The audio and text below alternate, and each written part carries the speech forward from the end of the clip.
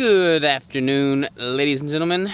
This is Robert Sykes and Kristin Love checking in with you live on Lake Maumelle. And today's vlog is not really going to be a segment of clips because both Crystal and I worked on clients all day today. You okay? You got like bugs crawling on her and stuff. She's getting all freaky on me. I got chiggers. She's got chiggers. She is a chigger. Alright, so because we're working on clients all day today, we're just at the computers, like not bouncing around. We had a really good arm workout earlier, but didn't film any of that. So I thought we would instead take this opportunity to do like a one-clip little segment on us both talking about body dysmorphia, because we've had several people ask about that lately. Both our client pools have been asking us about that. We both have struggled with that, so we figured we'd just kind of touch on that. Would you like to go first? No, you go first. Why do I gotta go first? Because Alright, so define body dysmorphia. it's pretty much, it's hard to explain, but it's pretty much where you're seeing something that your body is not. So you feel like you look fat when you're really not. You feel like you look really thin when you're really not. It's just when you think that your body is something that it's not. Yeah. And there's different degrees of that. Like there's different levels of intensity of that. A little bit is probably healthy because like you want to be your own worst critic and push yourself that much harder, which is good, but not so much so to the point that it's unhealthy. Mm-hmm. I struggled with that a lot when I first got into bodybuilding because I was scrawny as all get out. I was like 115. A lot of you have heard my story before. So I was 115 pounds, wanting to be a bodybuilder. I literally did not wear short sleeve shirts once the entire last 2 years of my high school because I didn't want people to see me until I had gotten big enough to be considered a bodybuilder. Which is just weird. I mean, that's like messed up. Like, what high school kid doesn't wear short sleeves? I'd be in the middle of the summer, like literally, this is a funny story. I went to the lake one time with my friends, didn't want them to see me. I literally went swimming in the lake with jogger pants and a long sleeve shirt because I did not want them to see my body. That's messed up. And that's probably a reality for a lot of people, or maybe I'm just weird, I don't know. But that was my reality in high school. And then in college, I tried to get big and I bulked up to 230 pounds and I had dysmorphia on that end of the spectrum because I didn't realize how fat I was. I thought I was just muscular, but I was freaking fat. I was like 30% body fat as a man and it was just not good. And then after I cut down for my first competition, I had dysmorphia because, you know, I had this idea of how lean I should be year round, and it's not sustainable to be, you know, single digit body fat year round, and anything above that I just felt fat. I felt unhealthy when in reality I was very healthy. I just did not feel that way mentally and emotionally and psychologically. That's what led to my eating disorders, which is a whole other story in itself. But that's pretty much my foray with dysmorphia. And honestly, y'all, I've been doing this for 8 or 9 years now.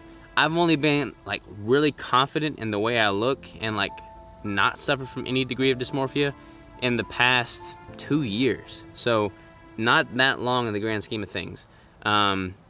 So it takes time. Like I think it takes a lot more time than people give it credit for like being comfortable and confident in how you look. And it's a shame that we're not all just like comfortable and confident in how we look, but constantly working towards it and improving on the day-to-day is key. So, Crystal, what's your end? My end is I just did my competition, and first of all, during my competition, I realized how big I was before I started my competition. I had no idea that I was that big, honestly. So that was one thing. Another thing is my entire prep, I kept saying like I'm so fat, look at all the weight I'm holding on to. I would literally She was really bad. Just grab my stomach, grab my arms, like I would grab anything and just say, look at this fat. Like I couldn't understand that like my body was changing, but it took time and it was going slowly, but every single day I was losing it. And it's very weird. As Robert said, there's like different degrees of it.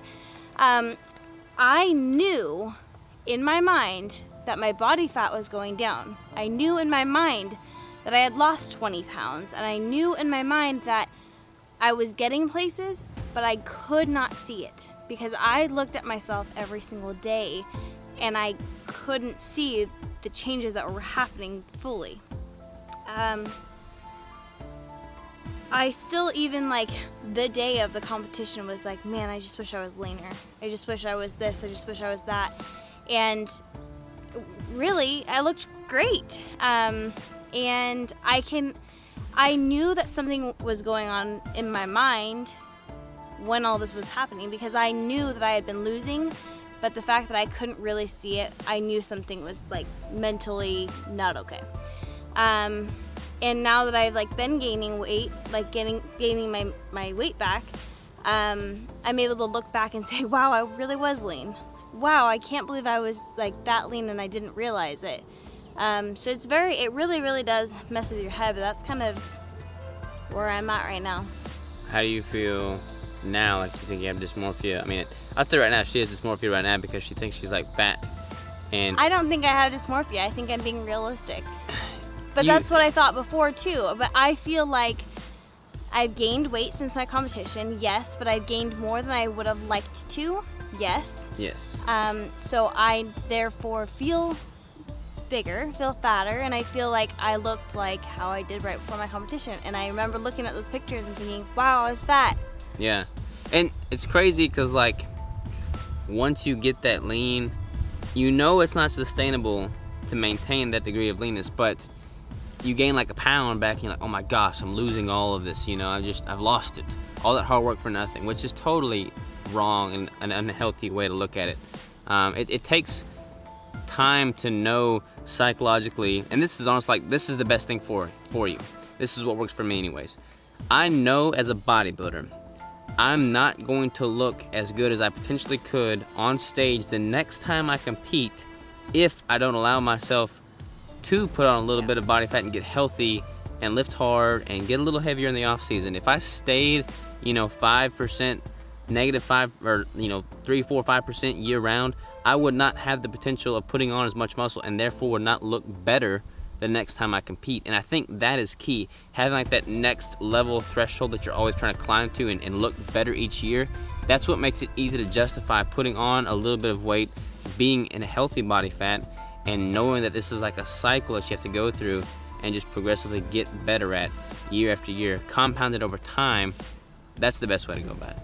And this may sound stupid or petty to some people because we are naturally pretty lean people, and we are athletes and that kind of thing. So I don't want it to sound like, oh wow, let me roll my eyes at you guys.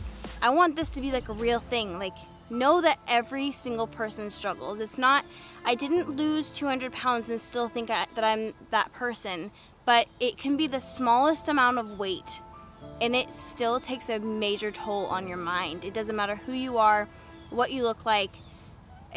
Everyone can go through this. Your perception is your reality, and that's going to be different for everybody. I mean, yeah. Crystal at 100 and... Are we disclosing what you weigh now? No. Whatever her weight is, if she perceives herself to be, much more fat and she's much more hard on herself, more so than someone that's, twice her weight, but that's their perception. Like, who is anybody to say that one is worse than the other? Like, your perception, how you feel, how you think about yourself emotionally, physically, psychologically, like, that's going to weigh on you regardless of what the physical aspect of it is. It's just all in your perception. So yeah, like, we're not trying to be petty or anything like that at all. So yeah, that's our little foray into body dysmorphia. And I think this is good. Like, I liked that we talked about our eating disorders. I liked that we talked about the negatives and the dark side of some of the stuff that we go through, because it's relevant and it's much more common than people would like to think. And I don't want it to be like a weakness to talk about these things that are hard, because then nobody wins and you're not able to like help yourself. Like, the best thing for me getting over my eating disorders was talking about my eating disorders. It's like freaking therapy. So don't be ashamed. I mean, your reality is your reality. So be open and be honest with yourself and with others, because you have nothing to lose. And when you have nothing to lose and you put yourself out there 100% and you're unapologetically 100% you and real and authentic, then nobody can hurt you. I mean, it is what it is, and you're cool with it. You're happy with it, and you're comfortable with it, and you know that you're improving on it, but it is what it is, and you're okay with that. Took me a little bit to come out and say it after my competition, but Yeah. I'm glad I did when I did, because I feel like I got a ton of feedback from people saying like, thank you for being honest and like real and open about it, because it's not easy to be open and honest and blunt with people about eating disorders and like issues that you have. It's not easy at all, but it's worth it. And it's worth it to be able to say it and help other people be able to come out and get over, not necessarily get over it, but like improve themselves, you know? Yeah. Help themselves. Agree. All right. That's all I had to say. Is that all you had to say? Yep. All right, so that is our take on body dysmorphia. So, we'll catch y'all tomorrow.